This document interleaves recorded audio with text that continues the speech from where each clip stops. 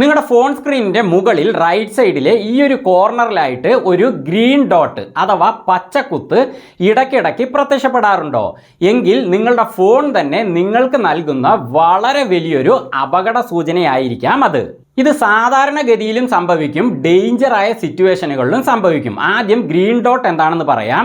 നിങ്ങളുടെ ഫോണിലെ ക്യാമറ അല്ലെങ്കിൽ മൈക്രോഫോണ് ഇപ്പോൾ ഓൺ ആണ്, അഥവാ നിങ്ങളുടെ ഫോണിലെ ഈ ആപ്പുകളിലൂടെ വീഡിയോയോ ഓഡിയോയോ ഇപ്പോൾ റെക്കോർഡ് ചെയ്തുകൊണ്ടിരിക്കുന്നു എന്ന് നിങ്ങളെ അറിയിക്കാനുള്ള സൂചനയായിട്ടാണ് ആൻഡ്രോയിഡ് ഫോണുകളിലും അതേപോലെ ഐഫോണുകളിലുമൊക്കെ ഈ ഒരു ഗ്രീൻ ഡോട്ട് സംവിധാനം ഉള്ളത്. ക്യാമറയാണ് ഓണെങ്കിൽ ക്യാമറയുടെ സിമ്പലുള്ള ഇങ്ങനെയൊരു ഗ്രീൻ ഡോട്ട് ആയിരിക്കും കാണുക. ഇനി മൈക്രോഫോൺ ആണെങ്കിൽ ഇങ്ങനെയൊരു പച്ചക്കുത്തായിരിക്കും കാണുക.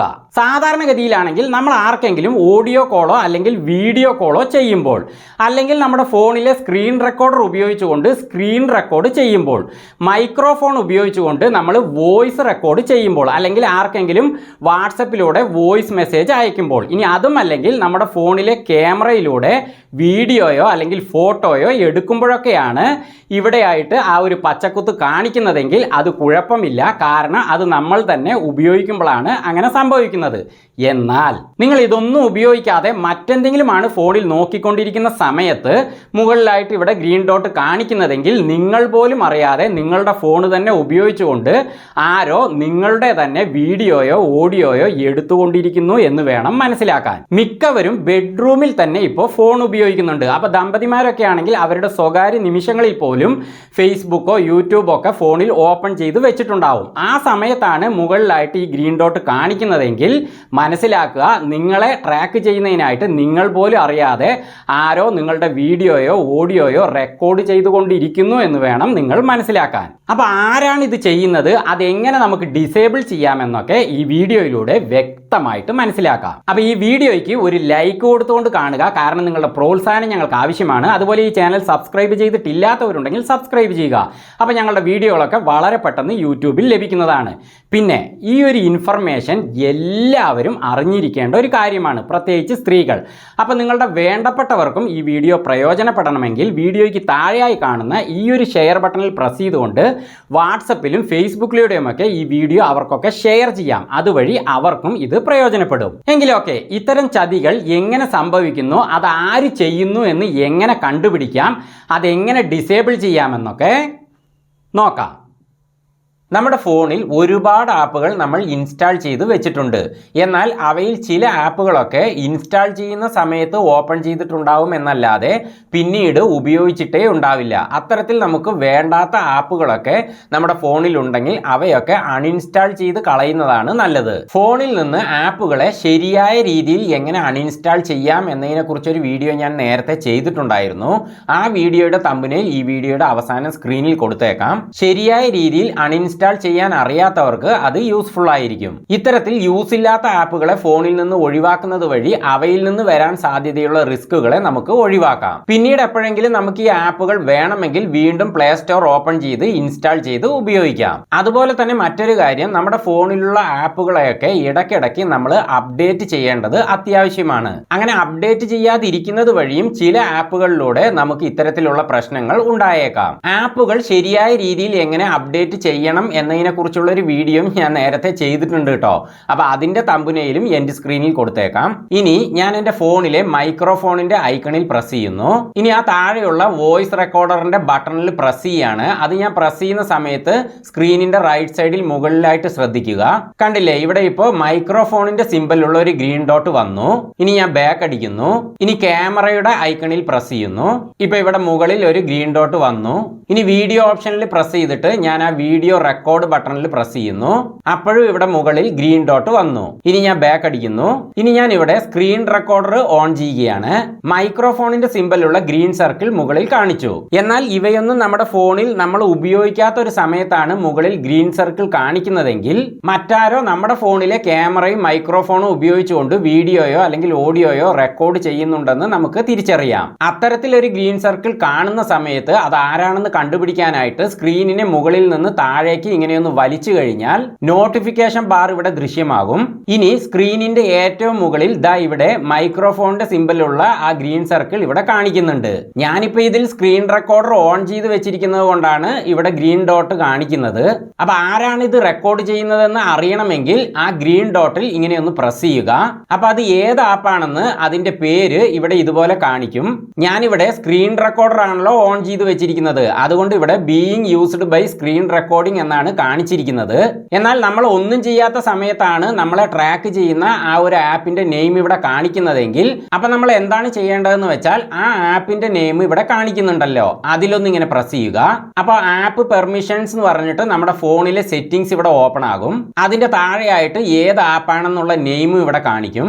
ഞാൻ സ്ക്രീൻ റെക്കോർഡർ ഓപ്പൺ ചെയ്ത് വെച്ചിരിക്കുന്നത് കൊണ്ട് ഇവിടെ സ്ക്രീൻ റെക്കോർഡറിന്റെ നെയിമാണ് കാണിക്കുന്നത്. അപ്പൊ ഇവിടെ കാണിക്കുന്ന ആപ്പിന് നമ്മുടെ ഫോണിൽ എന്തൊക്കെ ഉപയോഗിക്കാനുള്ള പെർമിഷൻ നമ്മൾ കൊടുത്തിട്ടുണ്ടെന്ന് ഇവിടെ താഴെ ഇതുപോലെ കാണിക്കും. ഇപ്പൊ ഈ സ്ക്രീൻ റെക്കോർഡറിന് ക്യാമറ, മൈക്രോഫോൺ, ഫോണൊക്കെ ഉപയോഗിക്കാനുള്ള പെർമിഷൻ ഞാൻ കൊടുത്തിട്ടുണ്ട്, അതാണ് ഇവിടെ കാണിച്ചിരിക്കുന്നത്. അപ്പൊ ഈ പെർമിഷനുകളൊക്കെ നമുക്ക് ബ്ലോക്ക് ചെയ്യാവുന്നതാണ്. അതിനായിട്ട് ഞാൻ ആദ്യം ആ ക്യാമറയുടെ ഓപ്ഷനിൽ പ്രസ് ചെയ്യുന്നു. അപ്പൊ ഇവിടെ 3 ഓപ്ഷനുകൾ കാണിക്കുന്നുണ്ട്. അതിൽ hello only while using the app എന്ന ഓപ്ഷനാണ് ഞാൻ ഇതിന് എനേബിൾ ചെയ്ത് വെച്ചിരിക്കുന്നത്. അപ്പൊ ഇതൊരു സ്പൈ ആപ്പ് ആണെങ്കിൽ നമ്മൾ എന്താണ് ചെയ്യേണ്ടതെന്ന് വെച്ചാൽ ഏറ്റവും താഴത്തെ ഓപ്ഷനായ ഡോണ്ട് അലോ എന്നതിന്റെ ലെഫ്റ്റ് സൈഡിലുള്ള സർക്കിൾ നമ്മൾ എനേബിൾ ചെയ്യണം. അതിനായിട്ട് ആ ഡോണ്ട് അലോയിൽ ഞാൻ പ്രസ് ചെയ്യുന്നു. അങ്ങനെ ഈ ആപ്പിന് എൻ്റെ ഫോണിലെ ക്യാമറയുടെ പെർമിഷൻ ഞാൻ ഡിസേബിൾ ചെയ്ത് കഴിഞ്ഞു. ഞാനിത് ഒരു ഉദാഹരണത്തിന് വേണ്ടി കാണിക്കുന്നതാണ് കേട്ടോ. എൻ്റെ ഫോണിൽ സ്ക്രീൻ റെക്കോർഡറിന്റെ ക്യാമറ പെർമിഷൻ ഞാൻ ഡിസേബിൾ ചെയ്ത് കഴിഞ്ഞാൽ പിന്നെ അത് വർക്ക് ചെയ്യില്ല. അപ്പൊ നിങ്ങൾക്ക് പണി തരുന്ന ഒരു ആപ്പാണ് ഇവിടെ കാണിക്കുന്നതെങ്കിൽ മാത്രം നിങ്ങൾ ഡോണ്ട് അലോ ഓപ്ഷൻ എനേബിൾ ചെയ്യുക. ഇനി ഞാൻ ബാക്ക് അടിക്കുന്നു. അങ്ങനെ ക്യാമറ ഡിസേബിൾ ചെയ്ത് കഴിഞ്ഞപ്പോൾ അടുത്തത് മൈക്രോഫോണിന്റെ ഓപ്ഷനാണ്. ഞാൻ അതിൽ പ്രസ് ചെയ്യുന്നു. ഇനി അതും താഴെയുള്ള ഡോണ്ട് അലോ എന്ന ഓപ്ഷൻ പ്രസ് ചെയ്ത് എനേബിൾ ചെയ്യുന്നു. അപ്പൊ ഈ രീതിയിൽ ഏതാണ് സ്പൈ ആപ്പ് എന്ന് കണ്ടുപിടിച്ചുകൊണ്ട് നമുക്ക് അതിന്റെ പെർമിഷനുകളൊക്കെ ഡിസേബിൾ ചെയ്യാവുന്നതാണ്. എന്നാൽ എപ്പോഴും നമുക്ക് ഏതാണ് സ്പൈ ആപ്പ് എന്ന് ഈ രീതിയിൽ കണ്ടുപിടിക്കാൻ കഴിഞ്ഞെന്ന് വരില്ല. അപ്പൊ നമുക്ക് നമ്മുടെ ഫോണിലെ ഏതൊക്കെ ആപ്പുകളെ സംശയമുണ്ടോ ആ ആപ്പുകളുടെയൊക്കെ പെർമിഷനുകൾ ഇതുപോലെ ഡിസേബിൾ ചെയ്ത് വെക്കാവുന്നതാണ്. അതെങ്ങനെയെന്ന് നോക്കാം. അതിനായിട്ട് ഞാൻ എൻ്റെ ഫോണിലെ സെറ്റിംഗ്സിന്റെ ഐക്കണിൽ പ്രസ് ചെയ്യുന്നു. ഇപ്പൊ സെറ്റിംഗ്സിന്റെ ഹോം സ്ക്രീൻ ഇവിടെ ഓപ്പൺ ആയിട്ടുണ്ട്. ഇനി ആ മുകളിൽ കാണുന്ന സെർച്ച് ബാറിൽ ഞാനൊന്ന് പ്രസ് ചെയ്യുന്നു. ഇപ്പൊ താഴെ വന്നിരിക്കുന്ന കീബോർഡിൽ പെർമിഷൻ മാനേജർ എന്ന് നമ്മൾ ടൈപ്പ് ചെയ്യണം. അപ്പൊ ഞാൻ ഇവിടെ പെർമിഷൻ എന്ന് ടൈപ്പ് ചെയ്യുന്നു. ഞാൻ പെർമിഷൻ എന്ന് ടൈപ്പ് ചെയ്യുമ്പോഴേക്കും തന്നെ ഇവിടെ മുകളിൽ പെർമിഷൻ മാനേജർ എന്ന ഓപ്ഷൻ വന്നിട്ടുണ്ട്. ഇനി ആ താഴെ വന്നിരിക്കുന്ന പെർമിഷൻ മാനേജറിൽ ഞാൻ പ്രസ് ചെയ്യുന്നു. ഇപ്പൊ വന്നിരിക്കുന്ന സ്ക്രീനിൽ മുകളിൽ നിന്ന് താഴേക്കുള്ള 3ാമത്തെ ഓപ്ഷൻ പെർമിഷൻ മാനേജർ ആണ്. അതിൽ പ്രസ് ചെയ്തുകൊണ്ട് നമുക്ക് ആപ്പുകളെ ഡിസേബിൾ ചെയ്യാം. പക്ഷെ ഞാൻ അത് ചെയ്യുന്നതിന് പകരം ഒന്ന് സ്ക്രീന് ബാക്ക് അടിക്കുന്നു. ഇവിടെ ആ പെർമിഷൻ മാനേജർ എന്ന ഓപ്ഷന്റെ താഴെ ആപ്പ് പെർമിഷൻ എന്നൊരു ഓപ്ഷൻ കാണുന്നില്ലേ, അതിൽ ഞാൻ പ്രസ് ചെയ്യുന്നു. അതിൽ പ്രസ് ചെയ്യുമ്പോൾ നേരത്തെ വന്ന സ്ക്രീൻ തന്നെയാണ് ഇതുപോലെ ഓപ്പൺ ആവുക. ഇവിടെയും 3ാമത്തെ ഓപ്ഷൻ പെർമിഷൻ മാനേജർ തന്നെയാണ്. ഞാൻ അതിൽ പ്രസ് ചെയ്യുന്നു. അങ്ങനെ പെർമിഷൻ മാനേജറുടെ സ്ക്രീൻ ഇവിടെ ഓപ്പൺ ആയിട്ടുണ്ട്.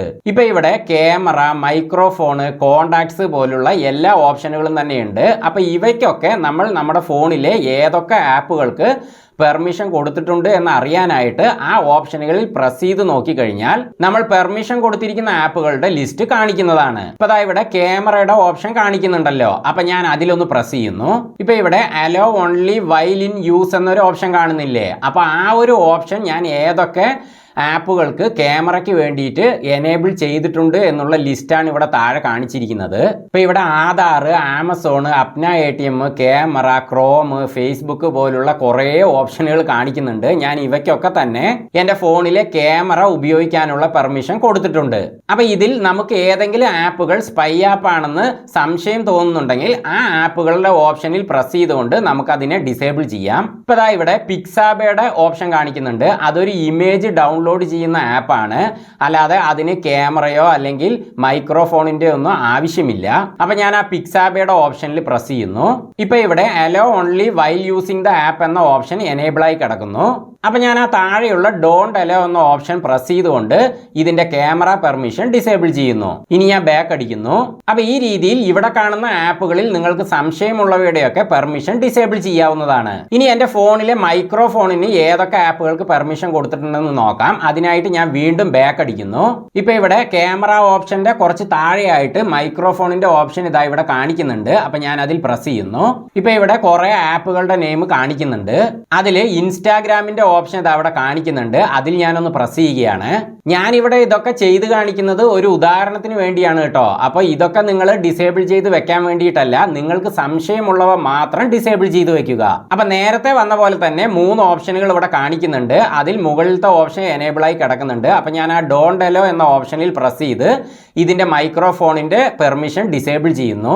ഇനി ഞാൻ ബാക്ക് അടിക്കുന്നു. അപ്പോൾ ഈ രീതിയിൽ സംശയമുള്ള ആപ്പുകളുടെ മൈക്രോഫോണിന്റെ പെർമിഷനും നമുക്ക് ഡിസേബിൾ ചെയ്യാവുന്നതാണ്. ഇനി പിന്നീട് നിങ്ങൾക്ക് വീണ്ടും അവയ്ക്ക് പെർമിഷൻ കൊടുക്കണമെങ്കിൽ ഇതേപോലെ സെറ്റിംഗ്സ് ഓപ്പൺ ചെയ്ത് പെർമിഷൻ മാനേജർ എന്ന ഓപ്ഷനിലൂടെ മുന്നോട്ട് പോയി hello only while using the app എന്ന ഓപ്ഷനിൽ പ്രസ് ചെയ്ത് എനേബിൾ ചെയ്തുകൊണ്ട് ആ ആപ്പുകൾക്ക് ക്യാമറയുടെയും മൈക്രോഫോണിന്റെയും പെർമിഷനുകൾ കൊടുക്കാവുന്നതാണ്. ഇനി അങ്ങനെ അവിടെ കൊടുത്തിട്ടില്ലെങ്കിലും നിങ്ങൾ ആ ആപ്പുകൾ ഓപ്പൺ ചെയ്യുന്ന സമയത്ത് നിങ്ങൾക്ക് മൈക്രോഫോണിന്റെയോ ക്യാമറയുടെയോ യൂസ് വരികയാണെങ്കിൽ ആ സമയത്ത് ഇതേപോലെ ഒരു ബോക്സ് അവിടെ കാണിക്കും. അപ്പൊ ഇതിലെ hello only while using the app എന്ന ഓപ്ഷനിൽ പ്രസ് ചെയ്തുകൊണ്ട് നിങ്ങൾക്ക് ആ പെർമിഷൻ കൊടുക്കാവുന്നതാണ്. അപ്പൊ ഈ രീതിയിൽ മുൻകരുതലുകൾ എടുത്തുകൊണ്ട് നമുക്ക് ഈ പ്രശ്നം പരിഹരിക്കാവുന്നതാണ്. പക്ഷേ സംശയാസ്പദമായി നിങ്ങൾക്ക് സ്ക്രീനിന്റെ മുകളിൽ ഗ്രീൻ ഡോട്ട് ഒന്നും കാണിക്കുന്നില്ലെങ്കിൽ നിങ്ങൾ ഇതൊന്നും ചെയ്യണമെന്നില്ല. ഇത് മനസ്സിലാക്കി വെച്ചാൽ മാത്രം മതി. അപ്പോൾ ഈ വീഡിയോ നിങ്ങൾക്ക് പ്രയോജനപ്പെട്ടു, വ്യക്തമായി മനസ്സിലായി എന്ന് വിശ്വസിക്കുന്നു. വീണ്ടും മറ്റൊരു വീഡിയോയുമായി ഞങ്ങൾ വരുന്നത് വരെ ഫ്ലെയിംസ് ആൻഡ് ഹാപ്പിനെസ്സിൽ നിന്ന് ബൈ.